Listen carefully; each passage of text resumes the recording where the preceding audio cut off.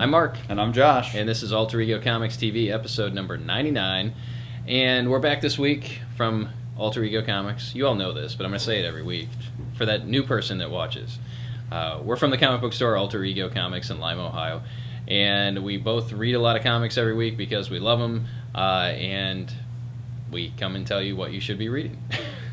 And that's about it. Because you may miss some of this stuff.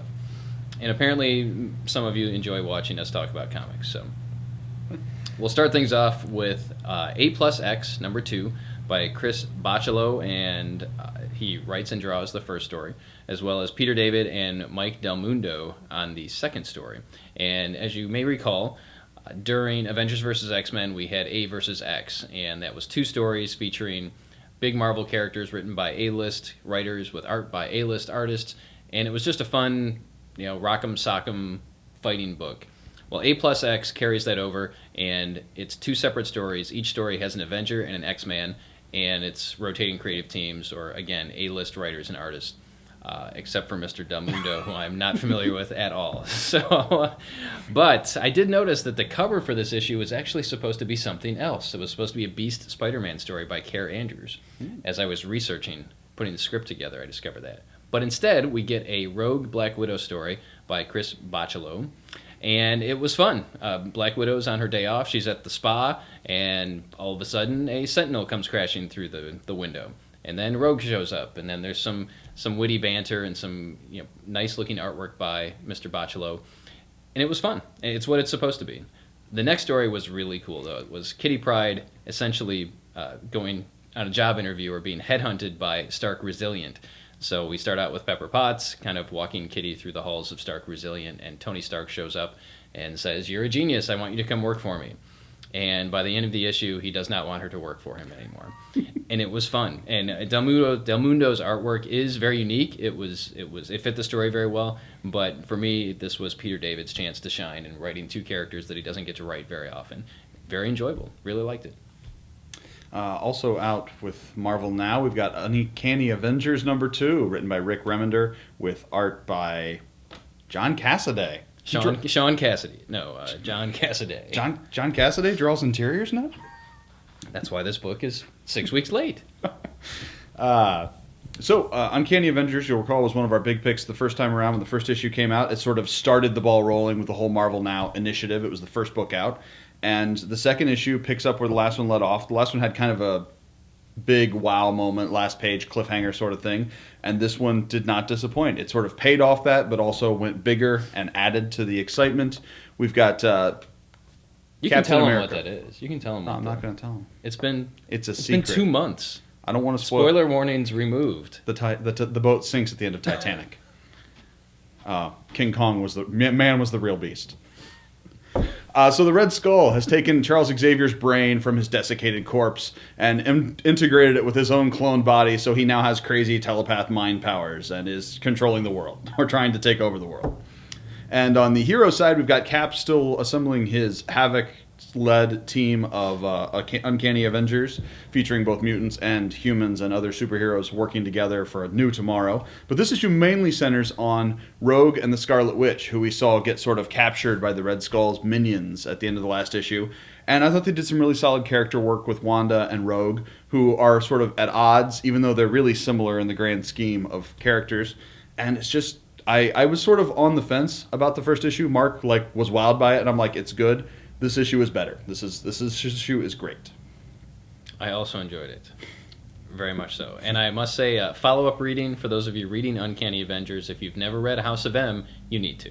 Because that gets referenced, not by name, but by the event and by the content of House of M, is referenced numerous times in this issue, so check it out. Follow-up advice. If you haven't read House of M, regardless of whether you're reading Uncanny Avengers, you should read House of M. It is excellent. All right, continuing in the land of Marvel, we had one new Marvel Now book this week, and that was FF number 1 by Matt Fraction and Mike Allred. You may recall that Matt Fraction is also writing Fantastic Four, so he has stepped into the position that Jonathan Hickman was in, writing both the Fantastic Four and FF, and so we can have a nice cohesive FF universe. In this issue, each member of the Fantastic Four recruits someone to take their place while they're out searching for a cure for something that ails them. And if you didn't read Fantastic Four #1, you don't know what I'm talking about, but you should. So we get to see the 4 characters on the cover, which are She-Hulk, Ms. Thang, Ant-Man, and who's the 4th person in this? I'm sorry? She-Hulk, He wasn't even listening. He's just like, doo-doo-doo. He's like music playing, elevator music. I've got Mike Allred artwork going on in my head. She-Hulk, it's cool. Ant-Man, Ms. Thing, and... Wow. We do this once a week now. We draw a complete No blank idea what's happening. on who the 4th Medusa. member. Medusa, thank you. Each of them got one person. Medusa was the one. That's Sue Storm recruited. Scarlet, wow. We Invisible are Girl. in bad shape, folks. Send your donations. So that was cool. Excellent dialogue by Fraction. It actually reminded me of a Bendis Avengers book when he had characters talking directly to the page or to the reader. Oh, yeah. Because we find out at the end of the book that the different members of the FF, the kids, are being interviewed as to what the future is all about. And that was very cool. Allred's artwork is not for everyone. I will state that up front. It is not necessarily for me, and was honestly the biggest stumbling block to the series that I see. However, by the end of the issue, it grew on me, and I'm not the only one who said this. It may have been a bad call to have Allred do the artwork on this book. But, like I said, once you read it and you give it a chance and you see the way he's drawing these different characters, I really think it will grow on you.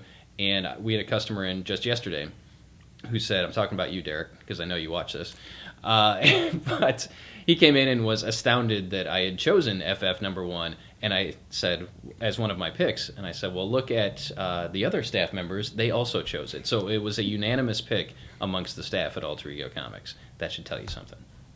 Yeah, and I think where Aldred's art is the most, not necessarily troublesome, but most noticeable is where he's drawing characters that we're intimately familiar with, and that's not really going to be an issue in this book because the most famous member on the team is now Medusa.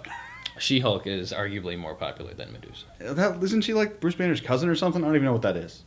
But I would really like, especially the way his art applies to the Future Foundation kids. I thought he did a great job of getting the sort of humorous, offbeat feel that Hickman had on the FF, and I think it's going to be good. Also good, maybe even great, Witch Doctor, Malpractice #1. We raved about Witch Doctor when the first story arc was going on last year, or early this year, and it's back, and it's awesome. If you're not familiar, it's basically House MD, except he's a witch doctor. He deals in magic and insanity and werewolves, and it's so much fun. He's got this acerbic wit, and he's mean to everyone, but he's trying to do things that are probably good, and it's just so much wacky, wacky fun. We have the first trade on the shelves. The first trade's awesome. The new book just started. You can jump on and follow it without really any prelude. You don't even need to read the first arc, but you should because it's good. That was the end. Yes. And we have Masks #1 from Dynamite Entertainment. We frequently don't talk about Dynamite books, but I know some of you have said, please talk about Dynamite books. And Chris Roberson writes this, and the artwork is by, drumroll please, Alex Ross. Now, Mr. Ross, Alex if you will, has not done interiors on a book where he has drawn and painted in a very long time. Most recently, he did some stuff for Dynamite in the Kirby-verse stuff that they did, where he did some of the interiors, but it was like 2 or 3 pages. And then prior to that, he was painting over other people's pencils. Now, as far as I know, this is him penciling and painting over the pencils. And it is basically a team-up book of pulp characters. You've got the Shadow, Green Hornet, Kato, and the Spider, and they have all united to take on the Justice Party circa 1938. And possibly Zorro. Zorro's there, but he's not in costume yet. And there's some very racist stuff going on with Zorro in this book. It was a different time. Yes, it was the 1930s. I honestly went into this doubting whether I would enjoy it at all. Dynamite and I don't have the best track record, but I really liked it. It's exactly what you expect of these characters. And I like the characters of the Shadow and the Green Hornet. I think Dynamite overuses all of their characters by, hey, we've got a Green Hornet. We've got the Green Hornet license. Let's publish 12 Green Hornet series. Not a good idea. One really good one would be enough. But it's a very solid story. And I don't mean to... I'm not even going to say this next part. Maybe we'll talk about it when issue 2 comes out. But I was pleasantly surprised. Solid story. Great artwork. If you're an Alex Ross fan, then you definitely want to pick this one up. And Chris Roberson did a nice job with the writings. And next up... Next up, we're going to hit a couple of books that we don't usually talk about, or at least from a category we don't always talk about, which is our all ages section. All ages does not mean kids' books. It means literally all ages. Some of the all ages books are some of the best books on the stands, and two of them that came out this week with number ones we really like we're going to tell you about. The first is My Little Pony, Friendship is Magic. It is magic. Put up the brony signal. It is on. This is set in the universe of the My Little Pony Friendship is Magic television show, which is a program on the cartoons, and it's actually really kind of fun. I don't watch the cartoon. I am not a brony. You get a flashing brony above Josh. But it was fun. It was, lighthearted romp. You've got little ponies. I liked the way there's a lot of cool little referencey stuff in the background. On the first splash page where you see a bunch of the people, there's ponies. One of them's got the Lamborghini symbol as his cutie mark. Is that what they call him? Yeah, tramp stamp. I don't know what they are. But and then he's like he's from New Jersey, and he's got and there's one that had kind of like the Phoenix symbol, or possibly the Firebird. Now that I think about it. Either way, it looks the same. She had red hair. Yeah, there was a bat symbol with the pencil. So there was a lot of little cool, referencey, fun stuff. And My Little Pony, not just for 8-year-old girls anymore. But it is, because we really need to get young girls reading comics. So young kids of all ages. That's not dirty or bad. We need to get young girls reading comics. It's traditionally a male-dominated market, but there is so much great content out there for young female readers and young readers of all ages. Young readers of all ages, that doesn't even make sense. I'm just waiting for when this gets auto-tuned and cut up, so it's just like, we need young girls! We need young girls! Hide your kids, hide your wife. But it would make a great stocking stuffer for if you have a daughter or a granddaughter, niece, little girl in the neighborhood that you're keeping your eye on. There's a variant that's sparkly. Let's edit that. We still got a couple left. There's some sparkly, glittery covers on there. Girls like sparkly stuff, right? Yes, I guess. I have 3 boys. So, the other one is Transformers Prime: Rage of the Dinobots #1. Now, this bridges the story between the Fall of Cybertron video game and the Transformers Prime television show that many younglings watch. And again, it's perfect for Transformers fans. It's great for kids that have an interest in the Transformers and the Dinobots, because kids love dinosaurs and transforming robots, and especially when you put them together. So check it out. I don't know how to say this. We like taking a chance, or we take a chance on a lot of kid-friendly books, and unfortunately the community doesn't respond to those chances that we've been taking. But we hope that those of you that are in our area will come in and check out some of the all-ages material that's there, because it really deserves your attention. So that's that. We are really darn close to episode number 100, and we appreciate all the questions that have been posted in previous episodes. Keep those questions coming, because we're going to go over, on episode 100, our plan is to go over what we want to talk about comic-wise, and then just to answer your questions. So I'm looking forward to it, because I love answering questions.